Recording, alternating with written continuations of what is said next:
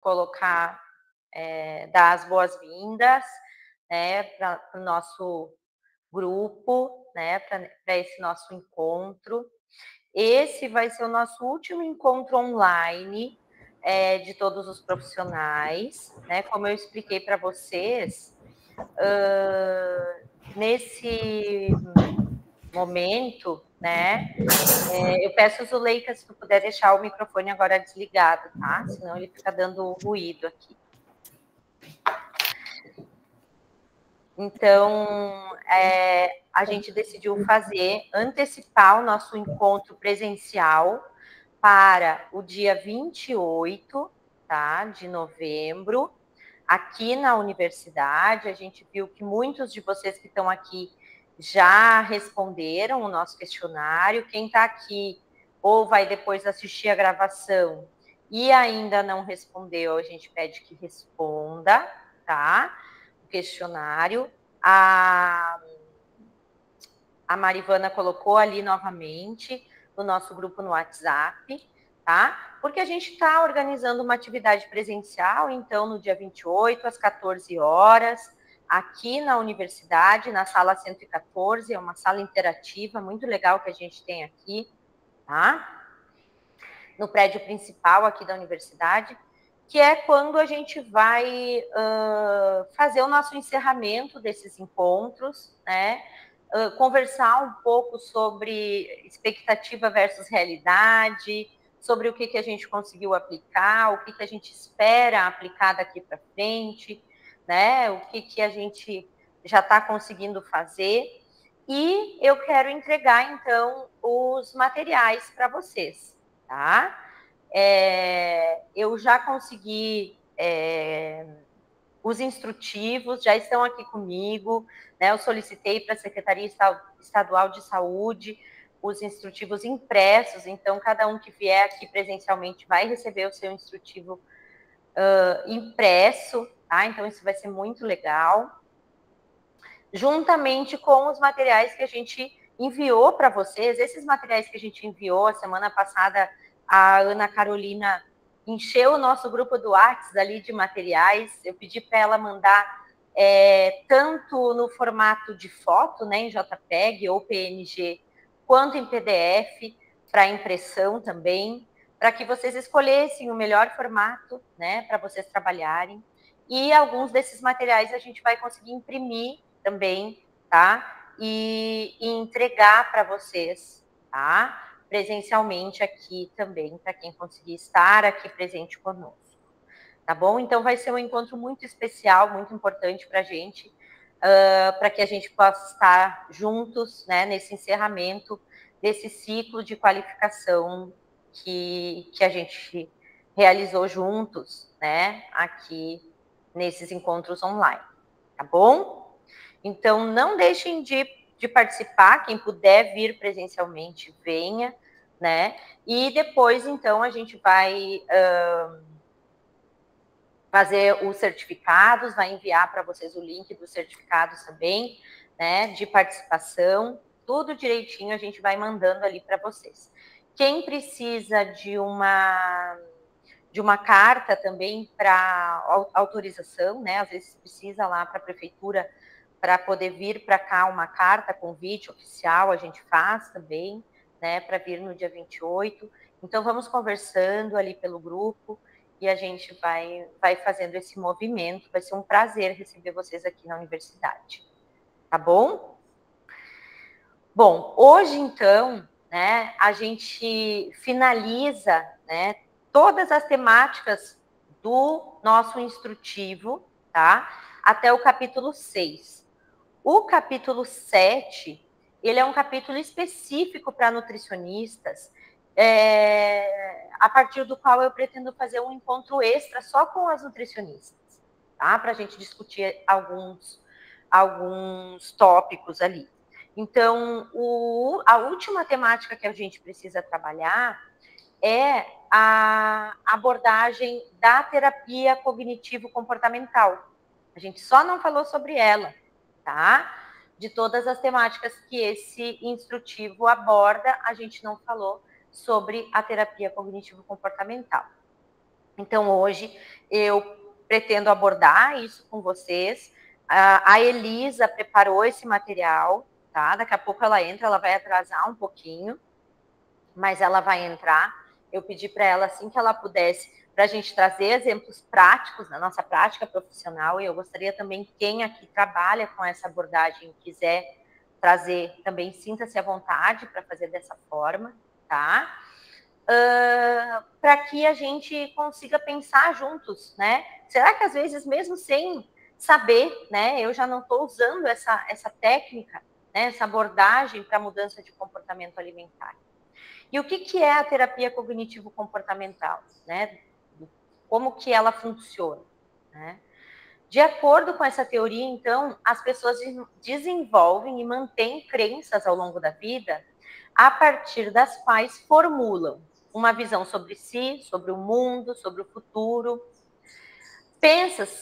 pensamentos, crenças, sentimentos, às vezes arraigados, que vêm lá da infância, da família, né? Que a pessoa tem sobre si, sobre o mundo, sobre a comida, sobre o corpo, sobre alimentação saudável, sobre o que é ser saudável, né? E que às vezes então a gente precisa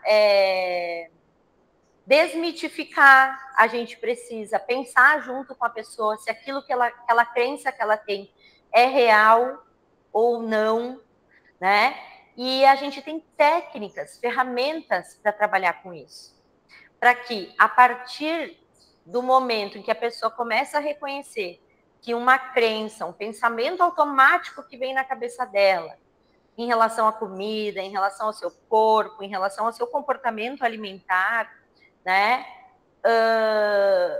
É funcional ou disfuncional para ela, se a gente pode mudar aquilo, a forma como ela acredita que é real, ou que é verdadeiro, ou que funciona ou não funciona, se a gente pode adaptar, aceitar, transformar, para que, a partir disso, ela possa mudar o seu comportamento alimentar. Então, é para isso que serve, tá? A terapia cognitivo-comportamental. Não está em tela cheia? Não está aparecendo em tela cheia para vocês? Deixa eu ver. A Marivana está dizendo, professora, tem como colocar em tela cheia. Para mim está aparecendo em tela cheia.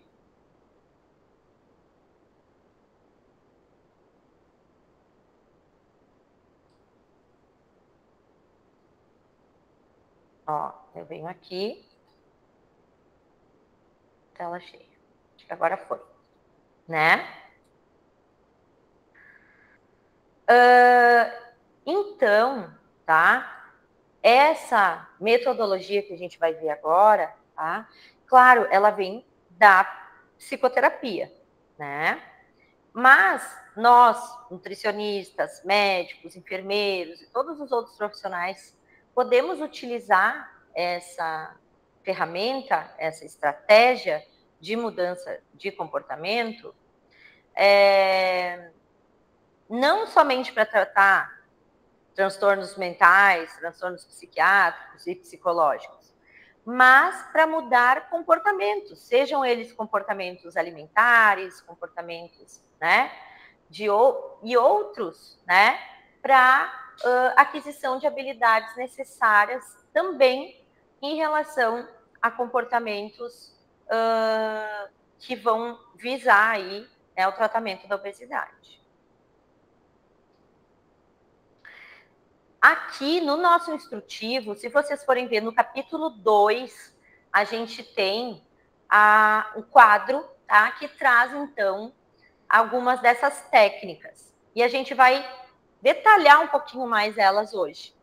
A técnica do automonitoramento, que inclusive para esse automonitoramento, a gente tem 4 ferramentas que a gente vai entregar para vocês, que a gente vai mandar tanto em PDF quanto impresso para vocês, tá?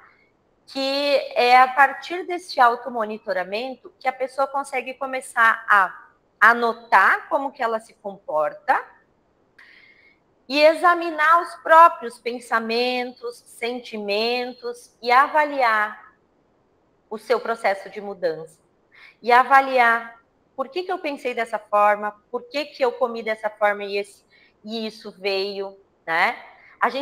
Todos nós temos crenças, pensamentos, sentimentos que vêm antes de comer, depois de comer, pensamentos automáticos, né? E que a gente não para pensar, só faz. Mas na hora de fazer, por exemplo, um diário alimentar, que está aqui, a gente pede para o paciente anotar. Então, esse diário alimentar, que eu vou entregar para vocês, tanto impresso quanto em PDF, eu tenho ele assim, nesse modelo, tenho ele num outro modelinho mais prático também de imprimir ou até de editar, tá? Para que vocês usem com os pacientes. A gente pede para a pessoa anotar o horário e o local onde ela faz as refeições. Por que o horário e o local? O horário é para saber, porque às vezes a gente pergunta assim, tomou café da manhã? Aí a pessoa fala, não. Porque para ela, café da manhã é comer, tomar um café com um café, comer um pão, uma fruta, né? Não toma um café da manhã. Mas ela comeu alguma coisa. Então, na verdade, aquele horário que ela comeu alguma coisa foi o café da manhã dela. Independente se foi uma bolacha, se foi uma fruta ou se foi, né, um chimarrão e alguma outra coisinha. Aquele foi o café da manhã dela. Então, ela anota o horário, o local, porque a gente precisa saber, ela está em casa? Ela está fora de casa? Ela come no serviço? Ela come na rua? Ela come aonde? Né? Porque quando a gente vai orientar essa pessoa, faz diferença eu dizer para ela, tu precisa comer um iogurte com granola. Bom, mas esse iogurte com granola, ela consegue comer se ela estiver em casa. Mas se ela estiver no serviço, eu preciso saber, no serviço tem um lugar para ela deixar guardadinho lá? Como que ela vai comer? Em que horário? Em que momento? O que ela faz nesse local? Né? A nota para fome e para saciedade é um treino. E na terapia cognitivo-comportamental, a gente trabalha fome e saciedade, por quê? Aqui a gente tem a escala de fome e saciedade, que a gente vai mandar para vocês também, né? A gente vai explicar para a pessoa aqui. Às vezes ela tem uma crença assim, ó. Eu não tomo café da manhã porque eu não tenho fome. Existe um botãozinho para a gente desligar a fome? Do tipo assim, eu não sinto fome. Não, a fome é fisiológica. E ela ocorre sempre quando a gente fica muito tempo em jejum. Claro que varia a intensidade dessa fome de indivíduo para indivíduo e também varia o quanto a pessoa percebe essa fome. E às vezes, quem está acostumado a acordar e não comer nada, ela pode realmente não perceber, não sentir essa fome ou não, né, tá acostumada a não comer nada. Mas é legal ela ficar tanto tempo sem comer? Depende. Depende também do que ela come na noite anterior, qual é o último horário em que essa pessoa come, né? E ali a gente vai entrar numa seara bem importante de pensar. Tem gente que é adepto, por exemplo, de fazer o jejum intermitente, que é, bom, eu vou comer a última vez às 8 da noite, é o meu jantar, e eu não sinto fome de manhã, prefiro ficar até meio-dia sem comer nada. Tá bom, funciona, é um jeito de fazer restrição alimentar e é um jeito de controlar o valor calórico total consumido no dia? É. Mas o quanto a pessoa vai comer na hora do almoço? Qual o tamanho da fome dela na hora do almoço? E o que ela vai comer na hora do almoço, a gente pode olhar aqui no diário alimentar junto com ela. E por que é legal fazer o diário alimentar? Porque quando a gente faz uma primeira consulta, o nutricionista normalmente pede recordatório de 24 horas. A gente pergunta para a pessoa tudo que ela comeu no dia anterior, desde a hora que ela acordou até a hora que ela foi dormir. E aí, ela tem que lembrar, né? Ela tem que falar, não sei, peraí, deixa eu pensar, que dia foi ontem, o que eu comi ontem, e aí foi tal dia. Às vezes foi um dia atípico, às vezes você está atendendo a pessoa na segunda-feira ela comeu domingo, foi um dia bem diferente do que ela comeria no dia da semana. Então, o diário alimentar é legal porque ela anota na hora, né? E aí não tem o viés de memória. E o legal é que, quando ela está anotando mais de um dia, normalmente a gente pede 3 dias, tá? 2 dias de semana, não consecutivos, e um dia de final de semana. Para quê? Para ter uma ideia de continuidade, de hábito, né? Não consecutivos para ver que, sei lá, não, às vezes 2 dias seguidos a pessoa não come a mesma, né? Come a mesma coisa, sobrou de um dia para o outro. Então, tentar ver assim, tentar ver um hábito em 3 dias não consecutivos ali da semana. E aí o que acontece? A gente vai olhar, bom, essa pessoa ela não tem o hábito de tomar café da manhã e fala que não sente fome. Mas quando chega na hora do almoço, ela exagera. Ela come muito mais. Que tamanho de fome, se ela tivesse que dar uma nota aqui, ó, para fome aqui, ó. Qual nota de 0 a 10 eu teria que dar? Bom, perfeitamente confortável seria não tô com fome nenhuma, certo? Tô confortável, tô saciada. Começando a ficar com fome seria o momento ideal para começar a comer. Se a pessoa vai começar a comer quando ela já está com sinais físicos, com muita fome ou faminto, a tendência é que ela coma demais. E ela vai anotar isso para mim aqui numa fome de 0 a 10 e vai colocar o que ela comeu. E aí nós vamos trabalhar junto com ela. O que acontece se eu ficar tanto tempo sem comer, se eu não comer no café da manhã? O que seria legal de eu quebrar o jejum? Precisa ser um cafezão da manhã, daqueles de novela? Não. Mas e se eu comer uma fruta de manhã?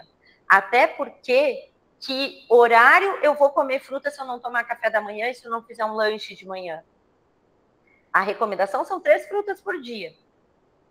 A oportunidade de comer fruta é no café da manhã, uma das, né, oportunidades. Então, seria interessante avaliar isso com o paciente. E na terapia cognitivo-comportamental, a gente vai trabalhando crenças. Eu tenho uma crença que é, eu não gosto de tomar café da manhã, eu não sinto fome de manhã, se eu comer eu vou me sentir mal. Mas quando a gente faz alguns treinos com a pessoa de, vamos ver como que você se sente, a pessoa traz uma devolutiva. Olha, até que não foi tão ruim, até que eu me senti melhor, até que eu comi melhor no almoço. Eu não cheguei com tanta fome no almoço, consegui comer mais devagar, consegui comer mais salada. Porque quando a pessoa está com muita fome, o que ela enche o prato? Ela coloca mais alimentos, é fisiológico. A escolha é por alimentos mais energéticos, né? Então, são momentos ali da gente trabalhar com essa pessoa. Então, nós estamos falando de automonitoramento. Além disso, então, escrever, né? A gente vai ver outras situações aqui nesse diário alimentar. Então, vai colocar os tipos de alimentos, que a gente vai trabalhar aquilo que a gente já viu nos encontros anteriores, que foi sobre o tipo de alimento. Quantos alimentos, quais alimentos estão aparecendo aqui? Está aparecendo muito alimento ultraprocessado? Tinha uma época que eu trabalhava com grupos e eu entregava um kitzinho com 3 giz de cera para cada pessoa. Um giz de cera amarelo, um verde e um vermelho.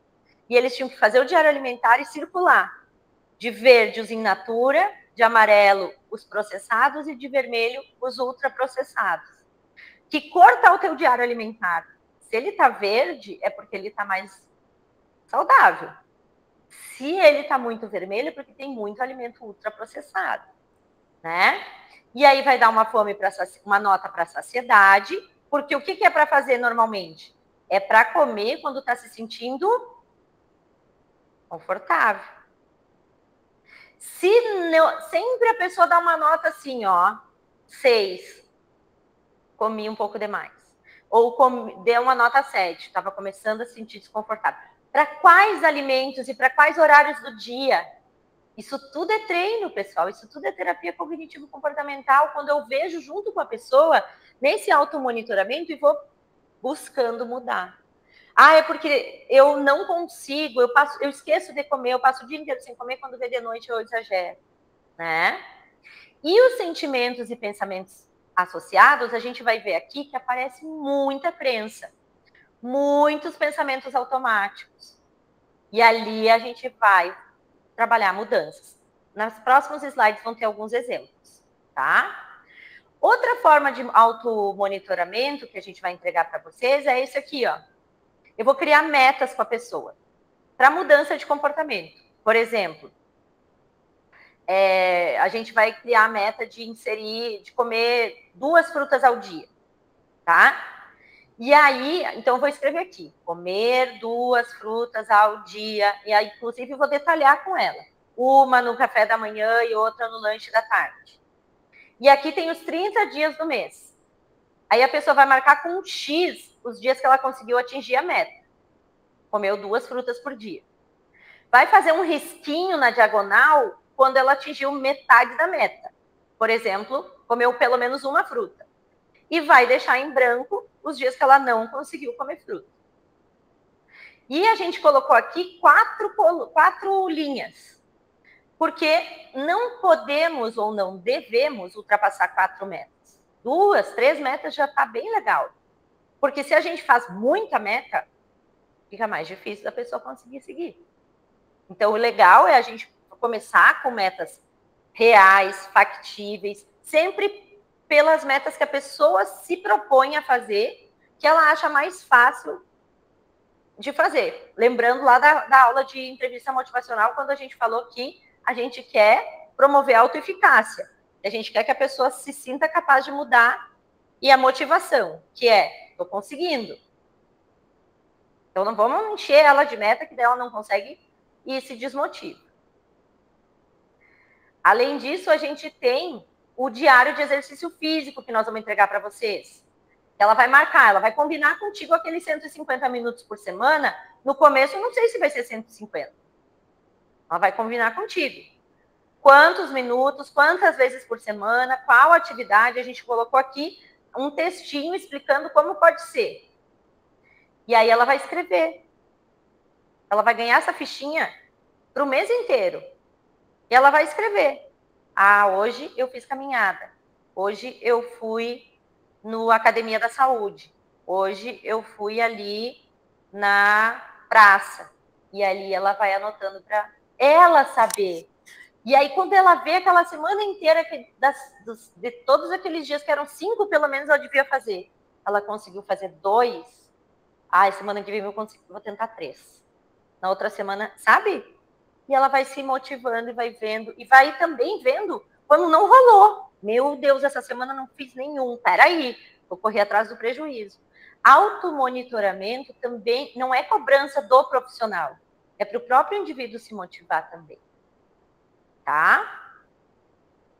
Voltando para esse quadrinho, resolução de problemas. Identificar o problema e o nível de autoeficácia para ajudar, né? Então, nós vamos identificar o problema aonde, pessoal? Nesses materiais de automonitoramento. Eu só sei trabalhar assim. Eu sou Nutri que só sei trabalhar assim. Eu não consigo trabalhar quando a pessoa chega de mão abanando no consultório e eu pergunto, e aí, como foi? E ela diz, ah, foi bem. Ah, não sei. Ah, pois é. É difícil. Quando eu tenho algo concreto na mão para olhar, vamos ver essa semana.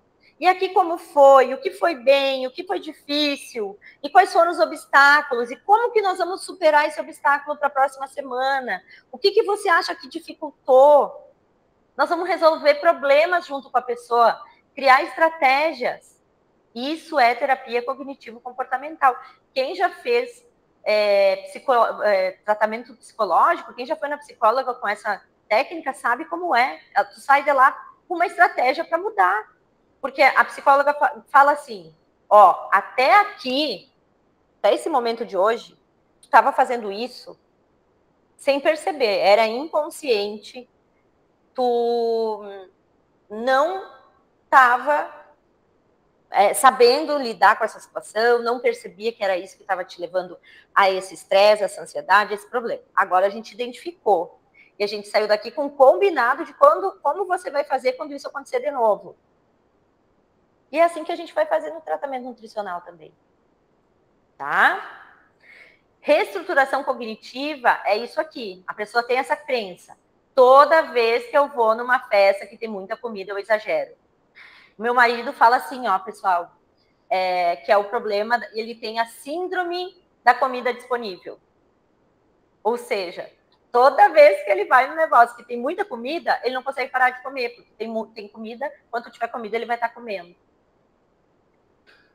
Mas isso é uma crença disfuncional, do tipo, só foi lá para comer? Não dá para ir lá na festa e conversar com as pessoas, fazer outras coisas que não seja ficar comendo? E pior, bebendo? No meio da bebida dá para tomar umas aguinhas? Dá para fazer outra coisa que não seja só comer e beber na confraternização, né? Então aqui a gente precisa pensar, né? Isso, olha ali, ó, Alan. Não pode deixar sobrar, exatamente. E essa é outra crença, né? Uma crença de não pode deixar sobrar no prato, né? Quem aqui não foi criado com essa? Não pode deixar sobrar no prato, né? E é uma crença que a gente precisa modificar. As crianças da África não vão morrer de fome porque tu tá deixando esse pecado no prato. Não precisa rapar o prato, tu tem que comer quando tá com fome e parar de comer quando tá saciado. E é um treino para a próxima vez você servir menos, porque você pode, se ficar com fome, pegar um pouquinho mais. O que não deve é servir no automático um montão, porque tinha um monte de coisa boa, e exagerar. Então, até Ana me lembra de mandar para o pessoal aqueles materiais que a gente fez ontem no grupo Conscientiza. Os materiais das festas de final de ano agora, né? Como que eu lido com as festas de final de ano? Na época do panetone, na época do salpicão, na época de tanta comida boa. É a época de exagerar? Será? Precisa? O que mais que tem na festa de final de ano, além de comida? Né? E o suporte social. Todo mundo compra, comem na minha frente. Né? Aquilo que eu falei, não sei se eu... Tem umas coisas que eu falo de sala de aula, tem coisa que eu falo aqui, aí eu já não sei se eu falei aqui, se eu falei na sala de aula. Mas tem uma paciente que eu tô atendendo ali no mutirão. Hoje eu saio daqui, vou correndo lá, né, Cris? Se ela for, tu me avisa. Se ela não for, tu me avisa também. Mas vai dar tempo. O menino come muito alimento ultraprocessado. É o que tem em casa disponível para comer. Então, é salgadinho, bolachinha recheada, achocolatado, aqueles de caixinha, tudo. Aí, ele disse que ele gosta de comer fruta, mas não tem de tarde em casa. Aí, nós falamos da melancia, que agora está na época, ele adora. E aí, que bom. E aí, vocês imaginam o seguinte, tá? A família fala assim, ele está se cuidando, ele está comendo mais salada, ele parou de tomar refri, parou de tomar suco em pó. Mas todos esses outros alimentos continuam tendo em casa. E as outras crianças que moram com ele podem comer, porque não precisam se cuidar. É só ele. Aí eu disse, não. Não é para ter esse alimento para ninguém, porque esse alimento não é bom para ninguém, independente do peso. São alimentos ultraprocessados, com excesso de gordura, de açúcar, de sódio, que não é bom para ninguém. Então, compram e comem na minha frente. Não era para ser assim. Precisa de um suporte social, sim. Porque não é porque é gordo, porque é magro. É porque não é bom para a saúde de ninguém. Isso precisa ser muito bem trabalhado. Tá? Então, tem algumas crenças que nós vamos ver aqui agora. Por exemplo, a hipergeneralização, que é quando a pessoa pega uma situação específica e generaliza. É uma regra geral para ela. Então, arroz engorda, ponto. Em qualquer situação.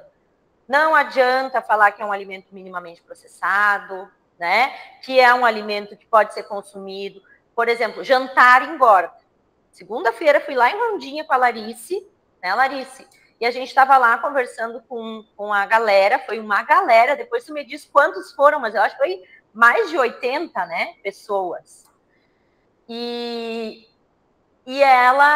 a pergunta foi, jantar engorda?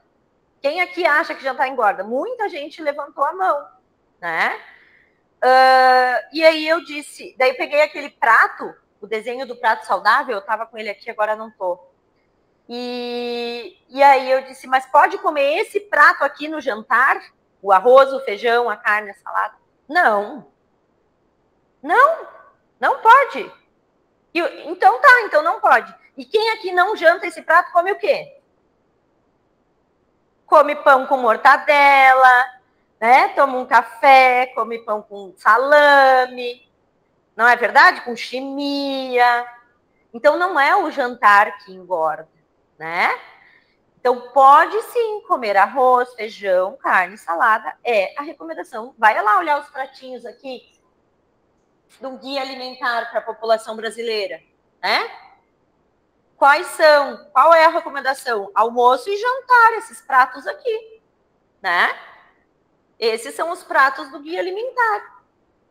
Ah, mas jantar engorda, arroz engorda, pão engorda. O que engorda é a quantidade, é a mistura, né? O que você vai colocar no pão? Qual é a quantidade de arroz? O que vai comer junto com arroz? Porque daí come arroz, a massa, batata, mandioca, tudo muita quantidade, molhos gordurosos, né? Olha só, 93 pessoas, 75 da comunidade mais 18 dos grupos. Foi um sucesso o nosso evento, o evento de vocês, né, Larissa? Então, esse tipo de hipergeneralização, pessoal, o que a terapia cognitivo-comportamental faz? A gente faz isso que eu estou falando para vocês. A gente conversa a respeito, a gente pergunta, você está me dizendo que você parou de jantar porque você acha que arroz engorda. Ou comer arroz, feijão, carne, salada engorda. Mas o que você come no lugar? Nesse momento que você escolhe não jantar, você acaba comendo um lanche, acaba comendo um pão com chimia, um pão com mortadela, um pão com salame, um leite. Deixa de comer a salada, né? Não tem uma fruta. Então, a gente não é confrontar de bater de frente, mas é mostrar para a pessoa que isso que ela está imaginando que seria o ideal, na verdade não é. Por quê? Porque acaba desbalanceando a alimentação. E aí a gente muda a cognição para mudar o comportamento. Tá bom? Então, essa é uma técnica. Outra coisa, superestimar a importância dos fatos ruins ou indesejáveis. Na academia, todas as mulheres vão reparar no tamanho da minha barriga. Então, não vou, né? Essa minha paciente que eu vou atender agora de tarde, eu tô assim ansiosa para saber como foi, porque ela saiu do consultório falando: eu não vou lá porque eu tenho vergonha, né? Tenho vergonha de caminhar na rua, tenho vergonha de ir no grupo porque são mulheres mais velhas, porque eu tô acima do peso, tenho vergonha. Então, imagina, ela em 2 consultas ela conseguiu vincular a ponto de, na primeira ela disse que ela não ia porque ela tinha esquecido. E na segunda ela conseguiu dizer o real motivo. Vergonha, medo. Do estigma da obesidade. Vamos ver como é que ela veio agora. Porque pode ser que num primeiro momento ela se sinta realmente assim. Será que vão me olhar? E aí, claro, tem algumas pessoas que vão olhar, mas outras não. E pode ser que uma olhe, outra olhe, e daqui a pouco passou. Se olharam, e já passou. E a gente vai ter que discutir isso. E a gente vai ter que pensar. Lembra que eu falei para vocês? Que a gente desenhou um coração no receituário, botou eu no meio e a motivação que ela me falou era: eu vou porque eu quero por mim. Né? E o raciocínio de tudo ou nada? Será que existe? Já viram no consultório? Né? O que pode, o que não pode. Então, aqui nós estamos falando daqueles pacientes ambivalentes lá da entrevista motivacional. Lembrando, pessoal, que essas são estratégias, são técnicas complementares. A gente não vai usar só a entrevista motivacional ou só a terapia cognitivo-comportamental. A gente está usando tudo ao mesmo tempo. A gente está promovendo a autoeficácia, a gente está promovendo a motivação e a gente está promovendo mudança de cognição para mudar comportamento. Pensamentos absolutos, né? Do tipo, eu sou assim e não vou mudar nunca. Eu nunca vou conseguir emagrecer. Tem gente que é magro de ruim, tem gente que é gordo e não adianta, o metabolismo é ruim. É ou não é verdade? Então, a gente trabalhar sobre isso, sobre esse pensamento de tudo ou nada, mostrar para a pessoa que tem outras questões muito importantes que ela consegue mudar para além da balança e que ela já conseguiu fazer e os benefícios dessas mudanças. Aqui nós estamos falando de alimentos bons e ruins, que engordam, que emagrecem. Então, já falei para vocês também, não quero deixar de repetir, porque isso é importante.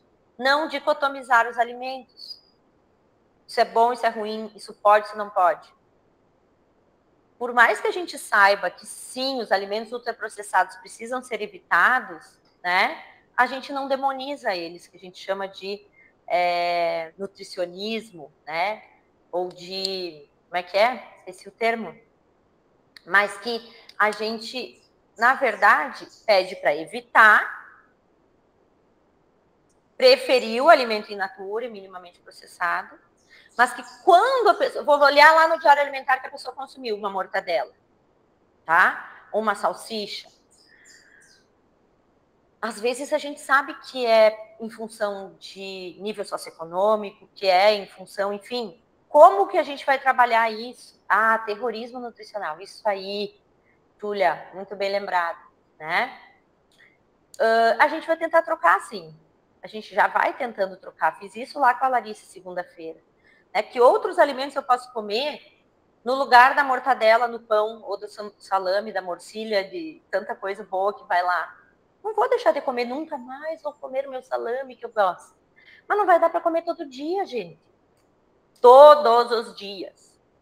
Então, eu preciso, de vez em quando, colocar um frango desfiado, de vez em quando, abrir uma lata de atum, ou fazer um omelete, ou fazer uma outra preparação. Ou só comer com queijo, tá? Então, é nesse sentido. Outra coisa, estava falando com a Elisa hoje de manhã, quando a gente estava discutindo essa aula. Aqui, o exemplo do livro é ir ao shopping. Nós não temos shopping.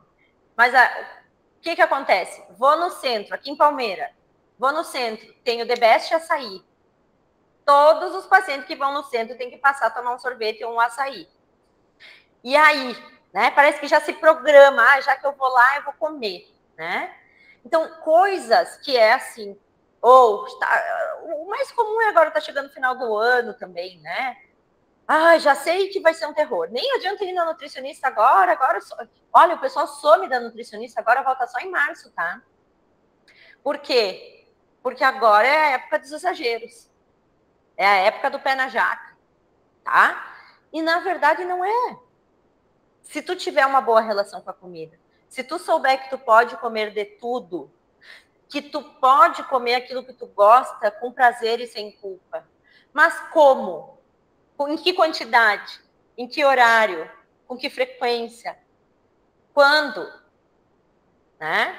Ontem mesmo eu estava dando exemplo para minhas alunas do panetone. Eu amo panetone. Amo. E tem que ser o chocotone ainda, né? E na minha família, eu, meu marido e minha filha, não gosta.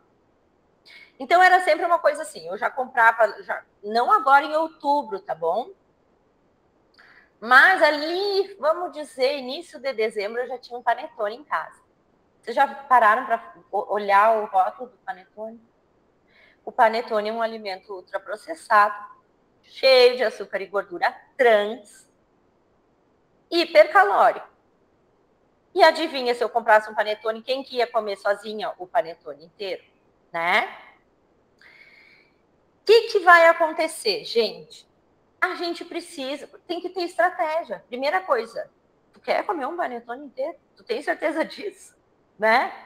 Bom, não vamos fazer isso mais, não vai dar para comprar um panetone para comer inteiro sozinho. Mesmo que dure uma semana, um mês. É muito. Bom, então tá bom. Então, quando que você vai comer panetone? Quando chegar na época das festas. Vai ter panetone no Natal? Eu vou comer o panetone que eu mais gosto, vou escolher uma marca mais cara, porque daí eu não vou comer. Não preciso comprar 5 panetone no final do ano e ficar comprando os panetone de R$19,90 mais barato para comprar mais. Eu vou escolher um bem gostoso, para pegar aquela fatia, comer com prazer, sem culpa, sabe? Dividir com a família, cada um vai comer um pedaço e acabou o panetone. Daí não é só o meu círculo, família de três, é várias pessoas, entende? Então, a gente precisa ir dando as estratégias para as pessoas, porque senão a gente vira os loucos das comidas loucas. E todo mundo tem a sua.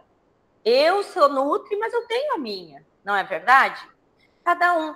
E a gente sabe dessas questões. Só que quando a pessoa está com um problema com obesidade e ela tem várias dessas questões com várias outros alimentos que não é um específico em algum momento, a gente precisa auxiliar essa pessoa, porque sempre vai surgir.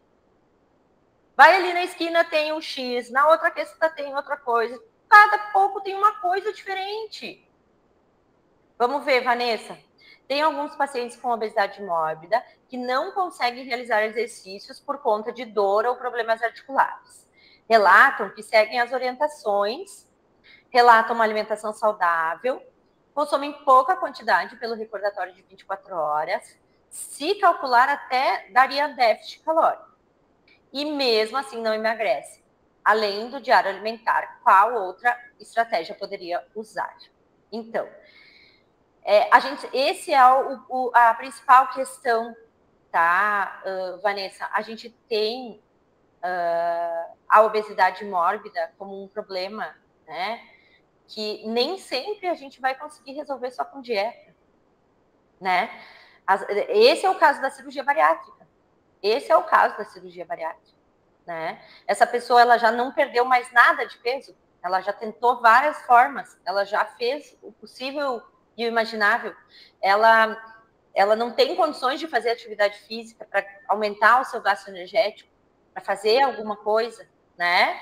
Então fica muito complicado, tá? Ela já está fazendo o possível, né? Se ela realmente já está em déficit calórico, se essas estratégias todas você já está usando de alimentação saudável com ela,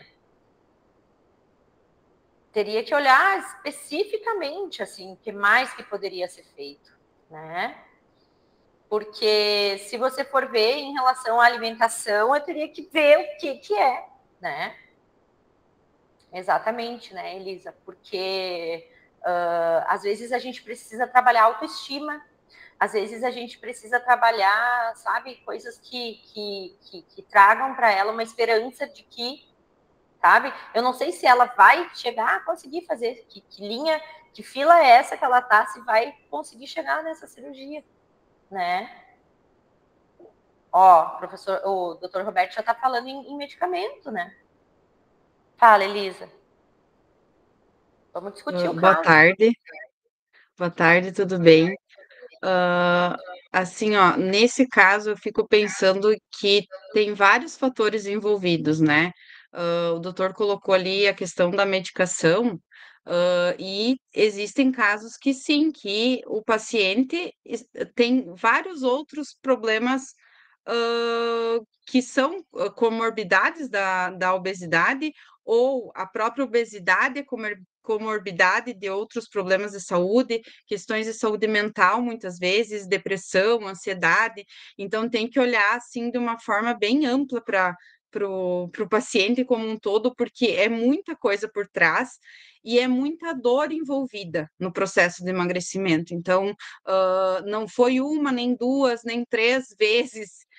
Geralmente, a pessoa que chega num estágio avançado, né, de obesidade mórbida, enfim, viveu muita coisa já em relação ao peso. E eu acho que eu fico pensando assim, principalmente nutricionistas, todos os profissionais de saúde, mas olhando para a nossa categoria profissional, que nós somos os primeiros que precisamos olhar além do peso. Eu acho que a gente ainda tem uma concentração muito forte no peso, de que se não tiver o emagrecimento, de que se não perder gramas que seja, não vai ter tido evolução, mas às vezes teve outras evoluções, né? Teve algum olhar diferente para si mesma, teve um cuidado a mais que fez por si e que vai fazer diferença lá na frente e no dia a dia também, na forma como a pessoa está se enxergando dentro da própria doença também. Porque às vezes o não ir na academia porque todo mundo está olhando. É uma das coisas, é um dos questionamentos, é uma das crenças que essa pessoa enfrenta no dia a dia. Se essa crença for reduzida e ela conseguir fazer uma atividade física sem pensar no que os outros vão falar sobre o corpo dela, isso vai ser um avanço, né? Ou, não consegue por conta do peso fazer atividade física, enfim, mas 2 minutos, né? Uma caminhadinha leve, daqui a pouco consegue inserir no dia a dia. Então, eu acho que essa mania de consertar as coisas a gente tem que reduzir ao máximo, principalmente quando o problema for maior. Quanto maior o problema, mais a gente tem que olhar para os micro passos, para as micro mudanças que vai acontecendo. Não sei, essa é a visão que eu tenho trabalhando com obesidade grave por um tempo, né? Que é passinho por passinho. E a gente tem que ser a força delas nesse momento, né? Que elas não conseguem mais sozinhas. E é bem importante isso, assim, ó, porque veja que na obesidade mórbida, a gente não, a ideia é perder 5, 10% do peso corporal, né? Eu sei que a pessoa está indo no nutricionista com esse objetivo para fazer, né, a cirurgia bariátrica, mas a gente não sabe, tu teria que olhar qual foi o histórico dela até aqui, de que peso ela partiu, o que ela já fez, o que ela já mudou, para ver, né? Não sei em que estágio você pegou essa paciente, sabe? Há quanto tempo ela está na fila? O que ela já fez? Se ela já ganhou e já reganhou, sabe? Porque exatamente, né? Aqui o doutor está falando aqui, entra a longitudinalidade, tu vai saber que tu vai acompanhar aquela pessoa por um longo tempo, ter a paz na consciência de que todo passo leva a melhora, né? Até a melhora metabólica, né? Que a gente fala assim. Porque não é fácil, gente. Não é fácil. E a pessoa vem, e a gente tem que colocar para ela que nem a nós e nem para ela deve se cobrar nesse sentido. Porque foi um longo caminho para ela chegar até ali. E não vai ser de uma hora para outra que ela vai perder. E eu precisaria saber disso. Por quanto tempo ela ficou, né, com essa perda de peso, né? Então, na fila há mais de um ano é pouco, até. Já tentou tudo para emagrecer, quando emagrece, volta a engordar. Então, vai ver, né, esse efeito sanfona. Emagrece, toda vez que a pessoa emagrece e engorda de novo, ela reganha e fica mais acima do peso que ela já estava e diminui ainda mais o metabolismo. Ela fica com mais dificuldade de perda de peso, entende?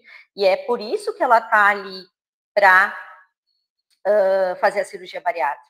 E o objetivo no teu laudo não vai ser, perdeu 5, 10%. O objetivo é a mudança de comportamento ela está tendo, provavelmente. No dia que ela fizer a bariátrica, ela vai saber comer melhor. O problema é que hoje ela está comendo melhor e não está mais surtindo efeito, porque o metabolismo dela já mudou muito. E ela já não está mais conseguindo, a partir dali, tu imagina que essa questão de fome e apetite, essa questão do gasto energético está muito baixo, sabe? E aí tem alguma outra questão que ainda precisa ser trabalhada, e eu acho que essa questão de motivação é muito importante mesmo, né? De trabalhar e de mostrar para ela a autoeficácia, mostrar para ela que ela está no caminho certo, mostrar para ela tudo que ela já fez e já conseguiu, exceto o peso, né? É isso aí, né? Tá? Então, olha aqui, né? O paciente fala que é um desafio, né? O meu metabolismo é ruim, nunca vou emagrecer. Esse caso que a Vanessa trouxe é real. É muito difícil. Agora, a gente está falando de pessoas que às vezes vão fazer assim, sem tentar mudar. tá? São casos diferentes. Pessoas que chegam desmotivadas, que não conseguem parar para mudar comportamento, que seguem comendo e descontando na comida, dizendo que tem muita ansiedade, que o metabolismo é ruim, que nada disso muda, que não adianta, para ela já tentou de tudo. Mas o que é esse de tudo? A gente tem que olhar. Essa consulta, ela precisa ser ampla. A gente precisa conversar tudo que a pessoa já fez, o que deu certo, o que não deu, o que funcionou, por que funcionou e coisas que não funcionaram, porque às vezes não era para funcionar, porque foi mal orientado, foi feito de maneira inadequada, foi feito para não funcionar. Porque tem orientações que o próprio nutricionista muitas vezes faz que boicotam uma pessoa, uma dieta muito restritiva que faz com que a pessoa tenha muita dificuldade de mudar e manter para a mudança, tá? Aí vem essa frase é frequente e um bom exemplo foi o que tu botou aqui, né, Elisa, de resultado. Distinguir fatos e pensamentos, né, internalizados, tá? E ver quanto aquilo é verdadeiro ou não para aquele indivíduo. Será que, no caso dessa paciente, é o caso, talvez. O metabolismo está ruim. E outros pacientes, é o caso também? É muito difícil mudar comportamento quando se distorce a realidade. Então, o paciente precisa explicar e a gente precisa compreender e ir junto com ele. Aqui, na terapia cognitivo-comportamental, a gente precisa trabalhar o que a gente chama de psicoeducação, tá?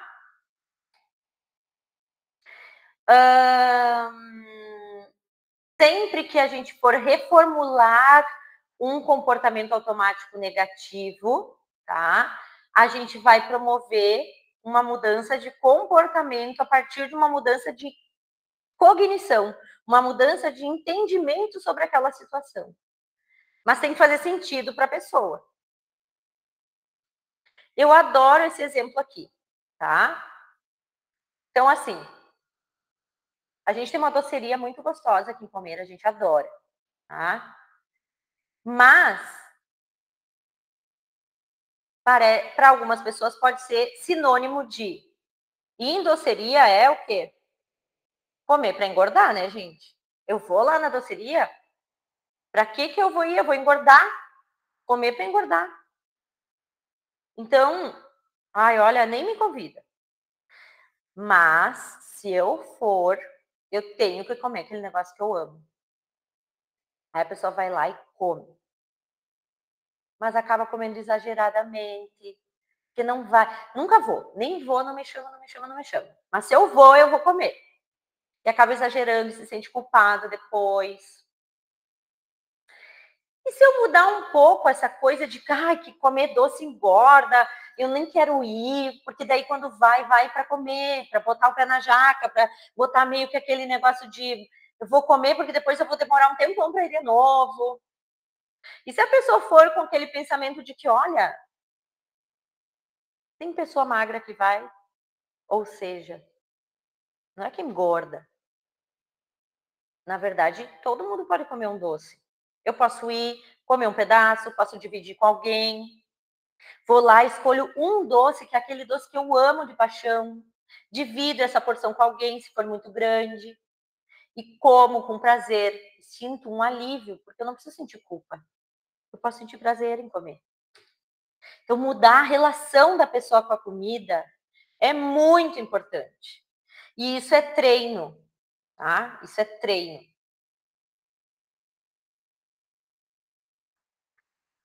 Olha a frase que a gente mais ouve.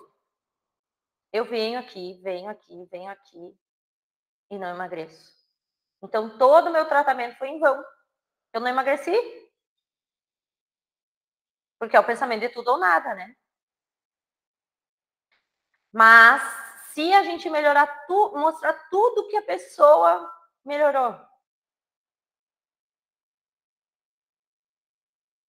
Sair do pensamento do tudo ou nada e mostrar para ela um pensamento alternativo de coisas boas que ela já fez e que ela já melhorou.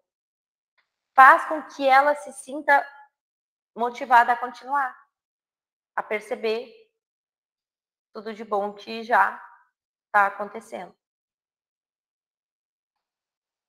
Tá bem?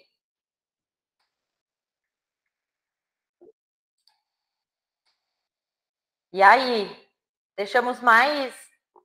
Gente, o que que acontece? Não é fácil.